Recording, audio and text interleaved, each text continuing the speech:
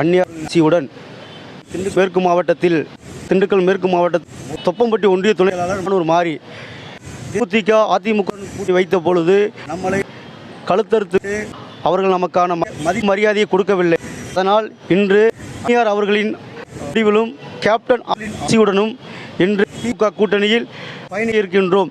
அந்த பயணத்தை மிகப்பெரிய கொண்டு போய் நமது கேப்டன் அவர் ஆலையில் சமர்ப்பிக்கும் கேட்டுக்கொள்கின்றோம்.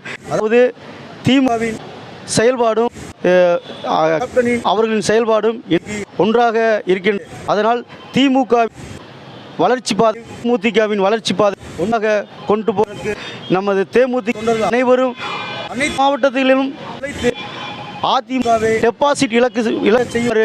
உங்களை அனைவருக்கும் அந்நிய சார்பாகவும் அவர்கள் சார்பாகவும் நான் கேட்டுக்கொள்கிறேன்.